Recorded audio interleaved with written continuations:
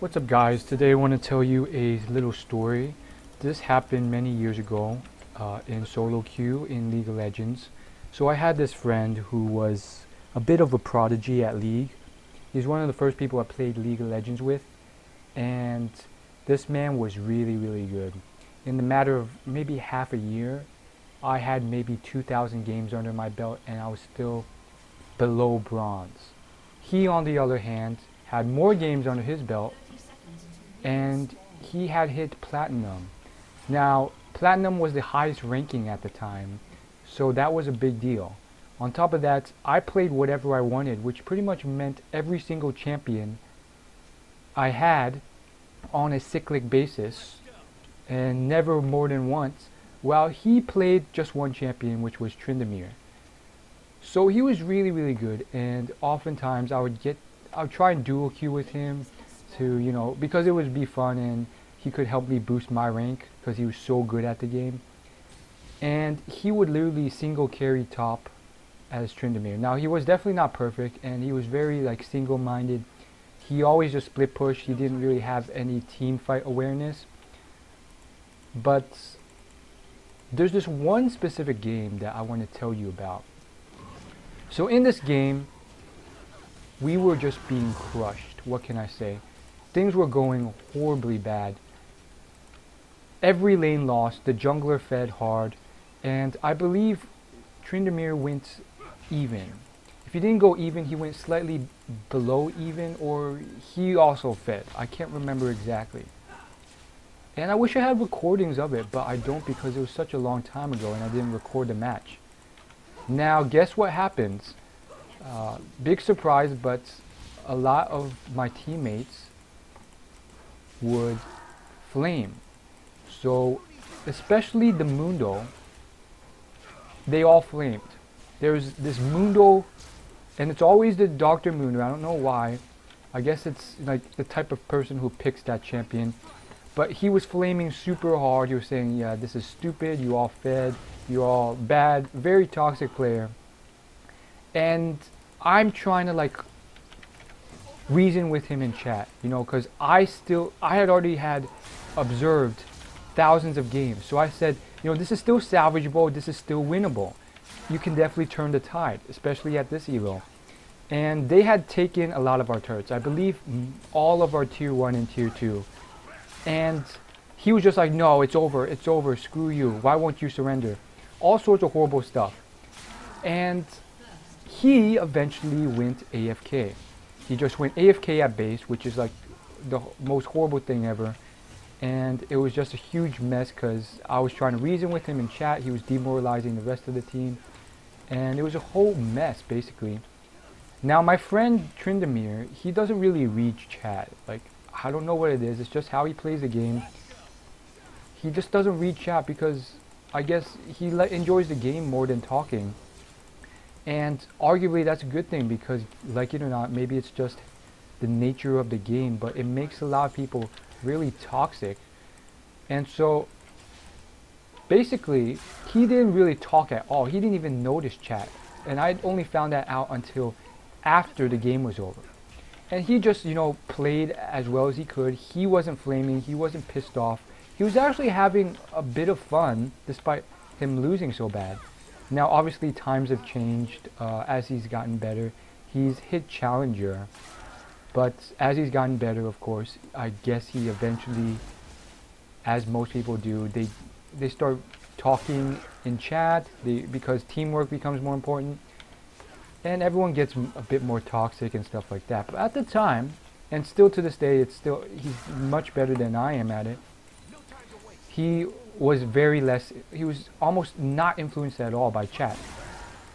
So he was just playing the game, and I was just assuming that he actually, was listening in. Turns out he was not.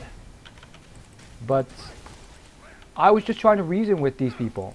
The team was really demoralized. Many of them wanted to quit. Dr. Mundo did quit. And I was just really kind of, pissed off. But I kept playing, and again, it's never good to have such a horrible influence, with that amount of toxicity. So, anyhow, we're playing the game, right? It's now 4v5 and they're on our Nexus inhibitors. And it's just, you know, a huge pain. I don't know what I'm doing. We're just doing our best, and Tryndamere is just he's biding his time and trying to do the best that he can. And, you know, over time, every now and then, he gets a kill. He outplays the opponent because they make a small mistake or they dive too hard, and he gets a kill. And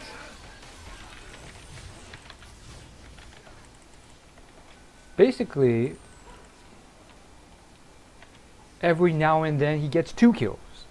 And it's about 10 or 20 minutes in after Dr. Mundo has gone AFK, and all of a sudden he's gotten a few more kills. And things are starting to look quite a bit better. So, long story short, the game stretches out for a long time, and we went from very, very close to losing to wrecking. And it was very clearly because of this Tryndamere. He had 6 items, he was just destroying them, and basically how he did it was he simply waited for moments when he could, you know, he could go in and he preyed upon the opponent's misplays because he was behind. So whether that was diving or team fights, he knew how to play it, and basically he capitalized on every error the opponents made and outplayed them, focused the people that he could kill quickly as Tryndamere, and slowly snowballed the game until he had 6 items. Then it was a matter of just outplaying them. Team fights or split pushing because he was so strong. And basically, long story short, he got to a point where he was 1v5ing them and just killing most of them and dying, or killing all of them and surviving and pushing on his own. And that's just that was basically my friend. It's always been my friend. He's a bit of a cocky guy, and he definitely has a bit of that cockiness to him. He doesn't really listen to his teammates that much. He's a bit oblivious to all that. So, you know, nonetheless, he won the game for us. And the most funniest part, and probably the biggest reason I brought up this story, was because I still, to this day, after thousands of games played, I remember the last moment of the game. Because Dr. Mundo, believe it or not, he would, like, every 5 minutes or so, he would go back into the game and basically move his character slightly. And the reason he would do this is because, well, basically to avoid being, you know, logged for leaving AFK and banned from the game. So I guess what happened was, you know, after like 20 to 50 minutes in, he ends up, you know, seeing that we're turning the tide and this Tryndamere is owning. So this super toxic Mundo, he ends up returning to the game. Now he's super underfed, under-itemized, all sorts of crap, but he returns to the game, and here's the most funniest, amazing part. I still remember this to this day. Dr. Mundo is, you know, team fighting, and he's super underfed, under-itemized, and there's this huge final team fight on their base. And guess what happens? Almost all of us die. Everyone else on their team dies. They get aced.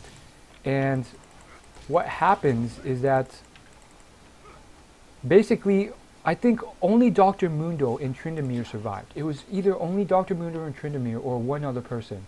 So 2 or 3 people survived on our side. And the most amazing part was that as the game was ending, as, you know, we were on their Nexus and we were pretty much, you know, about to end the game, I saw there Dr. Mundo hammering the Nexus, finishing the game. Now I find this really funny because guess what? Dr. Mundo was the toxic guy who really wanted to just quit and said the game was over, the game was completely finished, that was the end of the game. And there we have.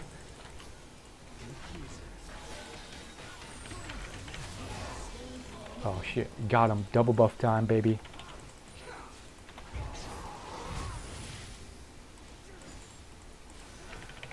Sorry, I had to stop to kill that E there. That was a strange dive. It kind of worked, I guess.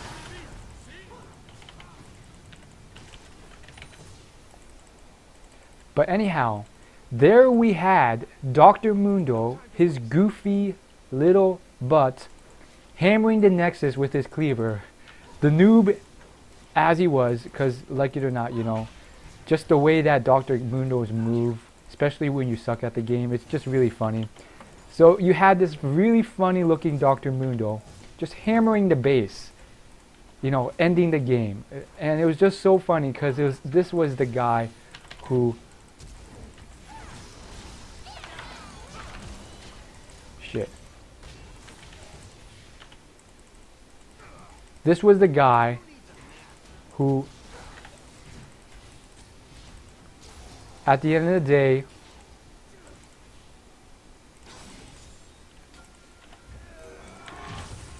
hold up. This was a guy at the end of the day who was so, you know, he was filled with rage, and he basically just wanted to quit the game. And here he is, you know, returning to the game, thinking that like, oh, it's over. Like a lot of noobs do. They're like, oh, the game's over. You can't win it. And here he was, you know, completely, you know, eating his words and pretty much saying, hey, that's it. You know, I have to eat my words. I think we could win this, and I have returned to the game to help you win, and I will be the one finishing the game. So I found this really funny in my opinion, and honestly,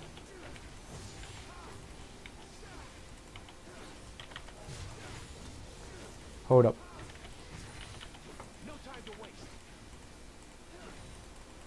I got it. And honestly,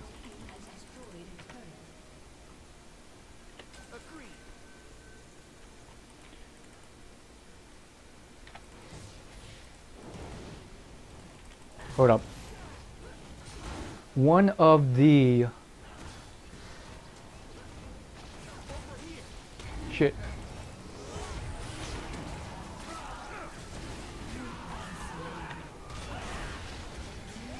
One of the best parts was watching Dr. Mundo do his thing. So I had to pause there because a fight ensued and I needed to focus. Come on, Dragon. Damn it, I thought Dragon would finish off wrong. Yes, it did. Nice. That was worth it, right? No, it wasn't. I think they just took it. Yeah, I think they just took... Yeah, they took Dragon. Oh well. It is what it is. Now, unfortunately, despite that great story, at the end of the day, you know, like it or not, League, I guess it's just by its nature, I don't know what it is.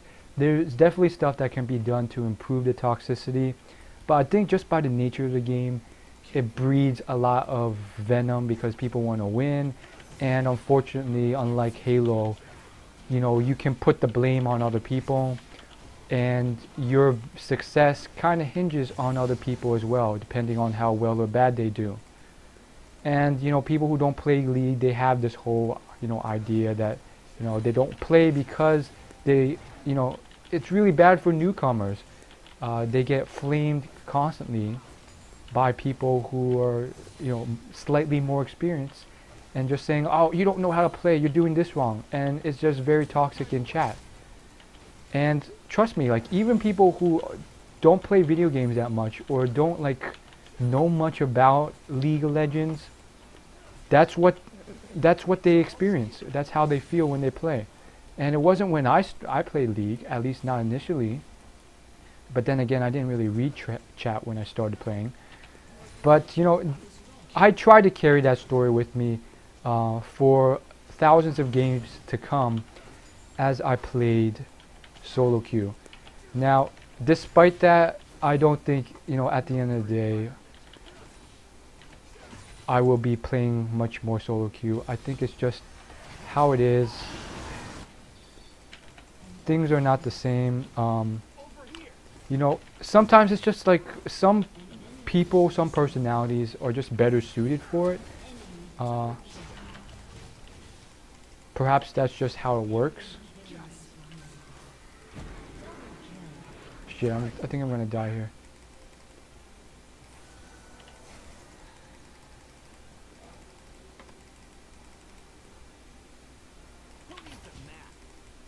Nope, got away.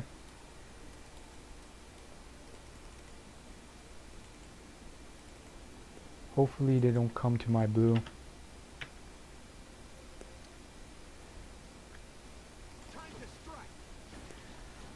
And so, long story short, after this season, unless I'm trying to go for gold tier skins, I will not be playing League ranked anymore because it's just too stressful. I think it's, the nature of the game. At first I thought it was my personality, I'm more prone to raging and so forth. And maybe that's a bit true. You don't see some professional players like Faker ever really rage or get mad or care. They just have fun at the game. But at the same time, I looked around and I saw that a ton, like literally a ton of League of Legends players, professional and non-professional, they're constantly raging, they're oftentimes very unhappy, they're pissed off, even if they played tens of thousands of games and they're very high ranked and they know better. And arguably it's not exactly their fault completely. I think, it is how it is. And I do think that some of this can be mitigated, but at the same time I do think that some of this cannot. And some people who don't mind it, they will go ahead and keep playing. That was me for a few thousand games. But as far as, playing League ranked, I'll probably still play normals, but as far as ranked goes, I'm just taking a huge break. I don't think it's good for my health, for my sanity, for a lot of things. And back to that story I told, I kept that story with me a lot. And there's been a ton of games where I kept my head up and I kept reminding myself of that story when things looked really, really bad. Like when we were... Shit. Nice. That was nice. That was a good Rise ult. When things were looking really bad in a game, I would remind myself of that story. Now the problem though is that, like it or not, things are, despite that, there's plenty of solo queue instances where, despite that, you're just not a super hard carry, or the chat's just super toxic and, you have to mute people. And it's just very tough because, it is a team game and therefore you have to communicate to win. So sometimes, after maybe 10 games of muting chat, I turn it back on because I just want to be, open again and free to discuss and so forth. And guess what happens? 1 game in, 2 games in, 3 games in, there's just someone who comes in and guess what? He is very, very toxic. And it just comes out of the blue. Sometimes I don't expect it. Other times I do expect it. And I, try and prepare myself. But nonetheless, despite that, they get to you. They make you feel unhappy. They make you feel worse. And no one likes those feelings. It's not healthy for you. It's not healthy, for anyone else. It doesn't make you feel better. It makes you feel less happy. And you end up, muting chat again or just tilting, which it's more than tilting. It's just like this constant dwelling and, snowballing of anger and, getting pissed off until sometimes you become that guy who prompted you to start the snowball of anger. And one could say, oh, that's just you, that's just your mindset. If you just, protect yourself from this, and you don't let other people bug you, and you just become that person that is not affected, it will be fine. But then again, if that's so, how come there's so many people, professionals and non-professionals, who have had histories of problems with tilting and anger and verbal abuse and toxicity and all sorts of things? It's the nature of the game. I mean, I can list out a lot of very well-known professionals who have been banned or, had their accounts deactivated permanently or for a short amount of time because of that type of behavior. Even though they know they shouldn't, even though they know it's, not professional, that their career depends on it. Shit. Fuck this Rise. I overstayed. Holy shit, he's 9-2. Yeah, I got greedy there. I shouldn't have done that. I didn't know he was 9-2. You should really check that when you're playing. From Ocelot to I will dominate. And now, not every pro player does this. I mean, there's pro players I really respect who have been almost, as far as I can tell, almost always positive and never toxic at all. The one that comes to mind is Skara, but I feel like he's the exception rather than the rule. And, Skara even tweeted at me when I made this whole video about how he was a bit of an inspiration and how he really didn't troll much or was ever toxic when he played. And he tweeted back and he said, I watched the whole video, thank you, but I think, you're pumping me up to be more than I actually am. And I guess what he was implying was that even he got toxic and was angry. It's just for whatever reason, the times I watched him stream, I didn't really see that. So I feel like it's just the nature of the game. I do think there's steps that can be taken to minimize that.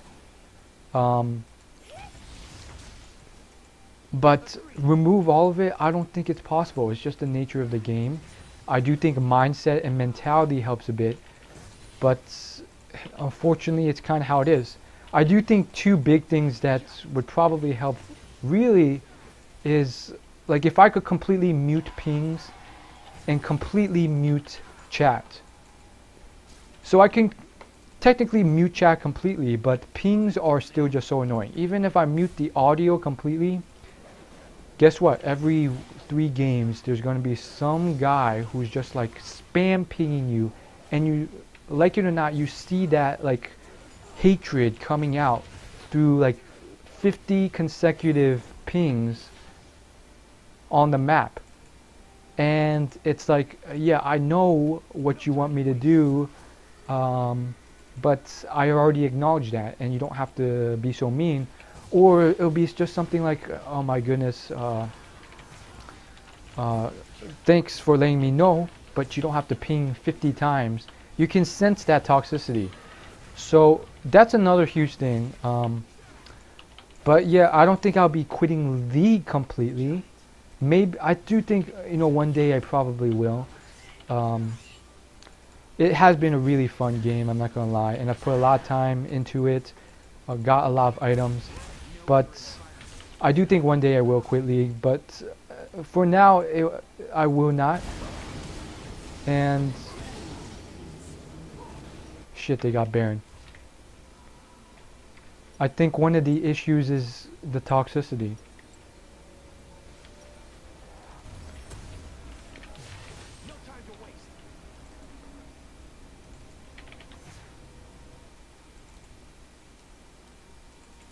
This Rise is just destroying.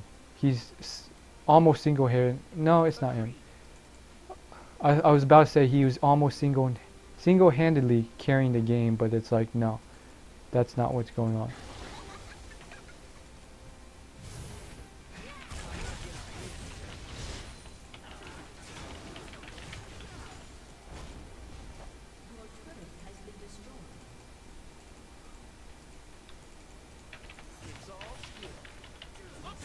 So long story short, I don't think it's just me. And the other thing is just that, despite that story and despite keeping my head up, there are just games where, that doesn't occur and you still lose really hard, and it's just very frustrating, and your team just gets, you know, very pissed off at you for no reason and so forth. I don't think that's a huge deal really. I don't mind losing, but it can take suck the fun out of it really.